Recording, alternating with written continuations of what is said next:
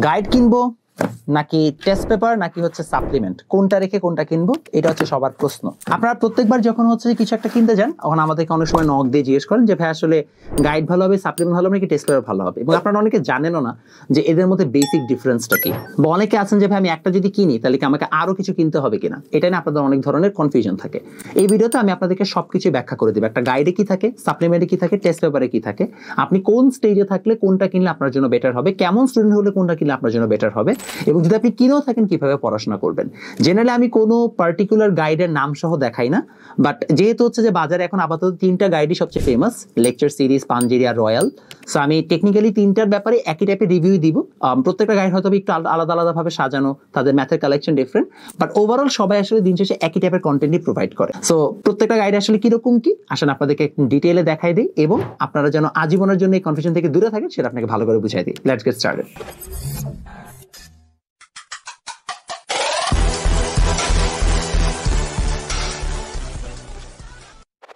প্রথমে আমি আপনাকে দেখাচ্ছি যে একটা গাইডে কি থাকে। এটা 9-10 একটা গাইড, আর এটা হচ্ছে আমাদের ইন্টারমিডিয়েটের একটা গাইড।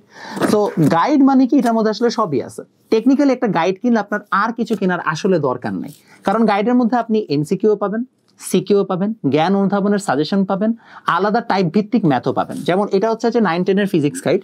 এই ফিজিক্স গাইডের মধ্যে আমি যখন খুঁজলাম দেখলাম ওদের কিন্তু আল্লাহর রহমতে সবই দেওয়া। আপনি প্রত্যেকটা চ্যাপ্টারে ওদের প্রচুর পরিমাণে কোয়েশ্চেন দেওয়া আছে। প্রচুর পরিমাণে কোয়েশ্চেনের পাশাপাশি ওদের হচ্ছে যে বিগত বছরের বোর্ড কোয়েশ্চেনের সবগুলো সমাধান দেওয়া আছে।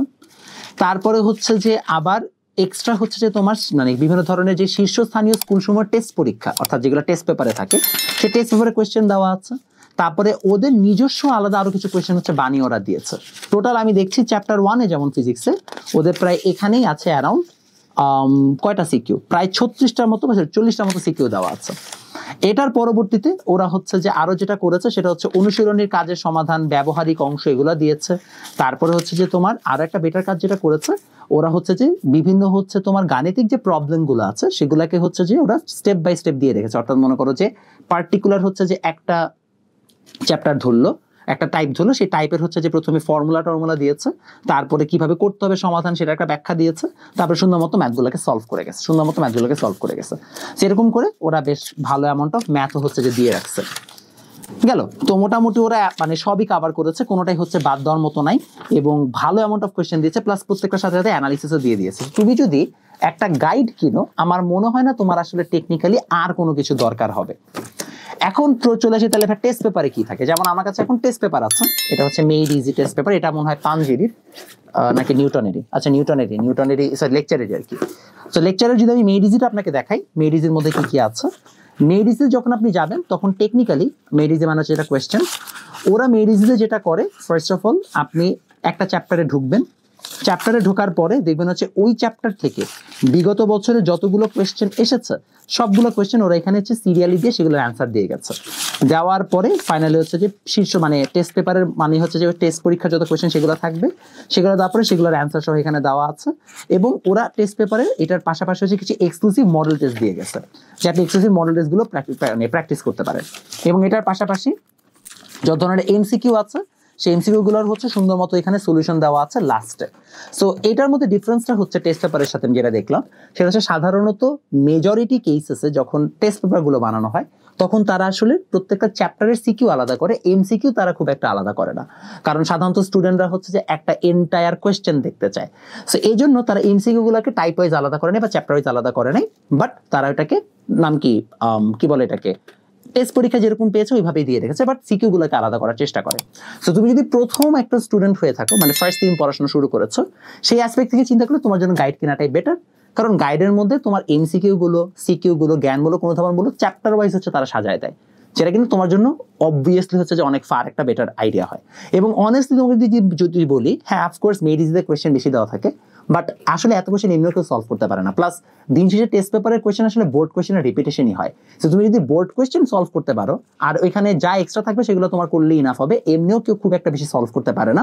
সো বোর্ড কোয়েশ্চেন গুলোর জন্য যেহেতু বোর্ড কোয়েশ্চেন সহজ থাকে, গাইডই তোমার জন্য প্রথম দিকে কিনলে মোর দেন ইনাফ। আবার তুমি যদি ভালো স্টুডেন্ট হয়ে থাকো, তোমার যদি টিচার অনেক ভালো হয়ে থাকে, তাহলে তুমি টেস্ট পেপার কিনে রাখতে পারো, কারণ তুমি জাস্ট কোয়েশ্চেন প্র্যাকটিস করতে চাচ্ছ, আর কিছু না। এখন চলে আসো সাপ্লিমেন্টে কি থাকে। যেমন আমার কাছে আছে এটা একটা সাপ্লিমেন্ট, এটা হচ্ছে একটা সাপ্লিমেন্ট। তো সাপ্লিমেন্টে যখন আমি গেলাম, সাপ্লিমেন্টে যখন আমি যাচ্ছি, সাপ্লিমেন্টে আমি ঢুকলে সাপ্লিমেন্টে ওরা যে কাজটা করেছে প্রথমত সেটা হচ্ছে বহু নির্বাচনী অংশগুলোতে এবার ওরা হচ্ছে যে আবার টাইপ ওয়াইজ দিয়ে রেখেছে। টাইপ ওয়াইজ দিয়ে রাখলো, টাইপ ওয়াইজ দেওয়ার পরে ওরা হচ্ছে যে এখানে খুব সুন্দর মতো ওদের আবার যতগুলো বোর্ড কোয়েশ্চেন আছে সেগুলোকেও হচ্ছে যে মানে টপ চ্যাপ্টার ওয়াইজ হচ্ছে বোর্ড কোয়েশ্চেনগুলোকে সলভ করে দিয়েছে। আবার same MCQ board question, MCQ board question. So overall আমার কাছে মনে হয়েছে টেস্ট পেপারের থেকে সাপ্লিমেন্টটা আবার বেটার। আমি যদি তোমাকে সামারাইজ করে দিই, গাইডের মধ্যে এ টু জেড সবই থাকে। তুমি যদি প্রথম মানে ফার্স্ট একদম ইনিশিয়ালি পড়াশোনা শুরু করো, যেমন এখন যারা 27 ব্যাচ আছো তারা অনেকে চিন্তা করবে গাইড কিনবা কিনা, যারা 9-10 আছো তারা চিন্তা করছো, তাদের জন্য প্রথমে গাইড কেনাটাই বেটার। তারপরে তুমি যদি আরেকটু আগায় যাও, মনে করো মোটামুটি তোমার পড়াশোনা তুমি জাস্ট প্র্যাকটিসের জন্য কোয়েশ্চেন্স চাচ্ছ, তাহলে তোমার জন্য সাপ্লিমেন্ট বেটার। আর তোমার যদি মনে হয় যে না ভাইয়া আমার আসলে এই দুইটার কোনোটাই নাই, আমি টেস্ট পরীক্ষার পরে একবারে কিছু একটা কিনতে চাই, তখন তুমি টেস্ট পেপার কিনতে পারো। বাট গাইড কেনা থাকলে আমার মনে হয় না বাকি দুইটা কেনার খুব একটা দরকার আছে। একই জিনিস ঘুরায় ফিরে জাস্ট হচ্ছে তোমাকে ভিন্নভাবে হচ্ছে প্যাকেজিং করে দেওয়া হচ্ছে। সো ঘুরায় ফিরে সবগুলা জিনিস সেম। এই জন্য আমি বলছি যে মোটামুটি গাইড কিনলে তোমাদের জন্য মোর দেন ইনাফ হবে। এখন তুমি বলতে পারবে আপনার বইগুলোর মধ্যে কি থাকে? আমার বইগুলোর মধ্যে ডিফারেন্স হচ্ছে আমি তো অফকোর্স ওদের তো যে পরিমাণ কোয়েশ্চেন ব্যাংক, এত তো আমি মানে আমার পক্ষে এত কিছু করা পসিবল না। আমি আসলে মেইনলি থিওরিতে ফোকাস করেছি। যেমন আমার ফিজিক্স কনসেপ্ট বুকে আমি প্রচুর থিওরিতে ফোকাস করেছি। অঙ্কটঙ্ক পদার্থ বইটার মধ্যে এটার মধ্যে আমি হচ্ছে যে বেসিক্যালি মানে একটু কঠিন টাইপের অ্যাডভান্স ম্যাথগুলোতে হচ্ছে যে আমি ফোকাস করেছি, যেন আপনারা গতানুগতিক ম্যাথের বাইরে হচ্ছে ম্যাথগুলো করতে পারেন। শর্টকাটগুলোতে ফোকাস করেছি। আমাদের এসএসসি বায়োলজি কনসেপ্ট নোটের মধ্যে আমরা একদম মানে দুইটা পার্ট করে দিয়েছি। একটা একদম সুন্দর করে সব হচ্ছে থিওরি গোছানো, আর একটা হচ্ছে সুন্দর করে সব সিকিউএমসিকে গোছানো। এসএসসি আইসিটি কোয়েশ্চেন ব্যাংকটা অনেক ইউনিক আমাদের, কারণ এটার মধ্যে আমরা প্রচুর কোয়েশ্চেন দিয়েছি একদম ইউনিক ভাবে বানানো। এবং এসএসসি কেমিস্ট্রি এটা হচ্ছে যে আমরা একদম পুরান বই সহ সব মিলাই তারপর করেছি। তো আমাদের বইগুলোতে আমরা মেইনলি থিওরিতে ফোকাস করেছি, কারণ কন্টেম্পোরারি গাইডগুলোতে আমাদের কাছে মনে হয়েছে, অ্যাটলিস্ট আমার কাছে মনে হয়েছে যে থিওরিতে একটু গ্যাপ থাকে, হয়তো ওই জায়গাটাতে আমার কিছু নতুন ইনপুট দেওয়ার মতো আছে, বাকি তো আসলে নতুন ইনপুট দেওয়ার মতো কিছু নেই। সো এই গেল আমাদের ওভারঅল হচ্ছে যে আইডিয়া যে আমাদের কোনটা কিনতে হবে, গাইড নাকি সাপ্লিমেন্ট নাকি টেস্ট পেপার। আশা করি আপনাদের আইডিয়াটা ক্লিয়ার হয়েছে, সেইভাবে আপনারা ডিসিশন নেবেন।